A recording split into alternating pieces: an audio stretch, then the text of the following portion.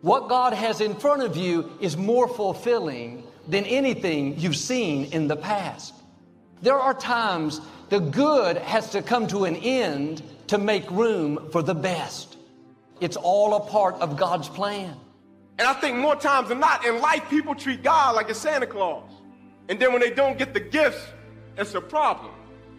You can't see what God is up to, but later on, you're going to understand. You may not see how that works out for your good until years down the road. I think true courage is the ability to embrace what we don't understand. Even though I don't like it, I can still trust God even though I can't trace God. We may not like the process. Thoughts will tell you it's never going to get better. That disappointment didn't stop what God has for you. That setback is not stopping you, it's setting you up for new levels. See, the route you on right now is the route you got to take. God is in the process of connecting the dots in your life. Everything is serving His plan. You have to trust Him when you don't understand.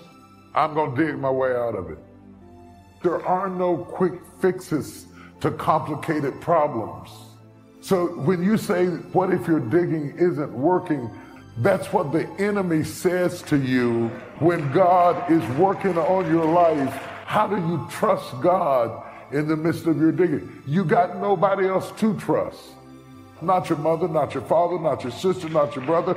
I don't care what you're into. You got nobody you can trust like you can trust God. But just because He doesn't work with your time schedule doesn't mean that He's not working in your behalf. The fact that things are running out doesn't mean God has forgotten about you. When you see the new door God opens, you'll say, Lord, thank you. You saved the best for now. The best is not behind you. The best is next. It doesn't have to feel like it's working to be working. It doesn't happen on your schedule, but that doesn't mean it's not working. Somebody watching me right now, you don't even see daylight. You don't see no sign that help is on the way. The Lord said, I'm going to send you the water. You're not going to see it coming. I don't know about you, but I'm ready for it. I'm ready for God to rock my world and blow my mind. And I'm making room for it. My constant prayer is increase my capacity. Capacity for pressure, capacity for stress, capacity for anxiety. But if God thought enough of me to send me, whom the Lord calls, He qualifies. And I came to tell every person in this room, you can do this. I know you're sweating, but you can do this. Or God wouldn't have put you in the situation if you can't do this.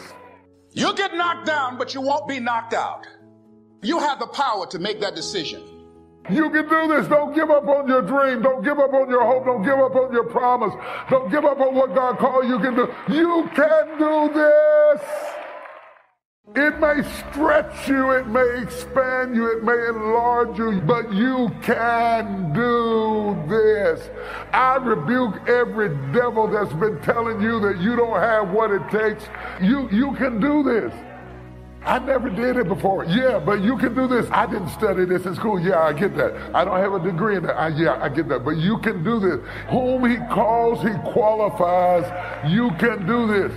And if you don't know what you're doing, get somebody who does and partner with them. And I'm wondering, are you making the right connections for what's next in your life? What are you willing to slay? What are you willing to change in order to get there? What you say, that's just how I am. But in order to get what God wants to get done, you got to get rid of that's just how I am and start saying, make me what you want me to be, increase my capacity. I'm ready to go to the next level. Any way you bless me, Lord, I'll be satisfied. I'm going to change the world before I get out of here. And little by little start putting together the strategy that it takes when no is not an option. Say it with me, no is not an option. I'm going to empower me and all of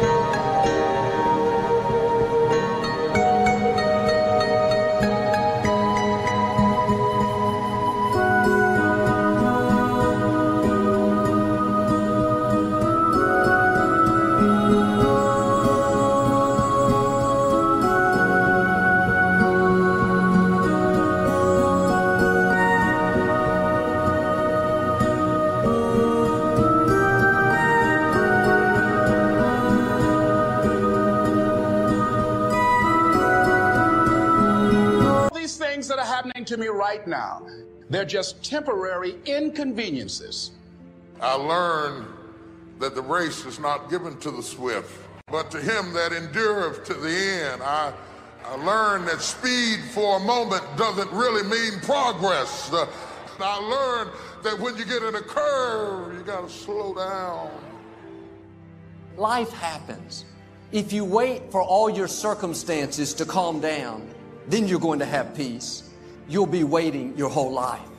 God never promised that He would keep us from difficulties, but He did say He would give us peace in the midst of the storms.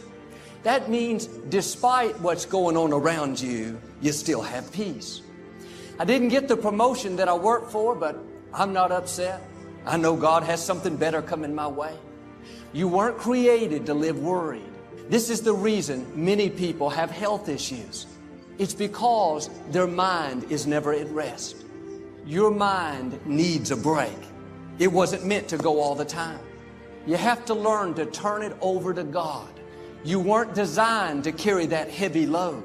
If you try to be God, God will step back and say, okay, you figure it out. But when you come back to a place of peace and say, God, I trust you.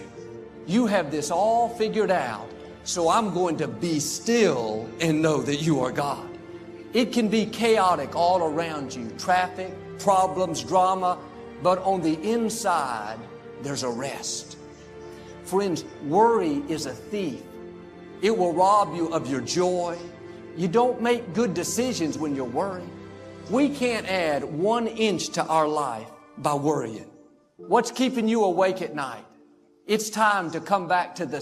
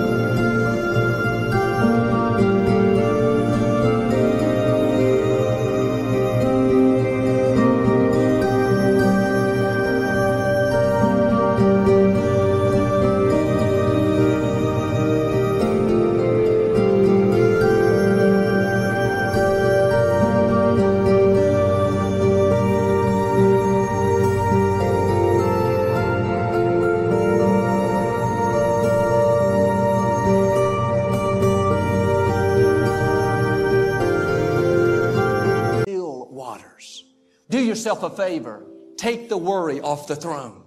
Take the financial difficulty off the throne and put God back up on the throne. To thank God that He's still in control. Let the worry be a reminder to switch over into praise. You have to guard your mind. What if I don't get well? What if I can't make those payments? Don't fall into that trap. If you live worried, uptight, you're inviting discouragement. You have to turn your worry into worship. It's easy to wake up in the middle of the night.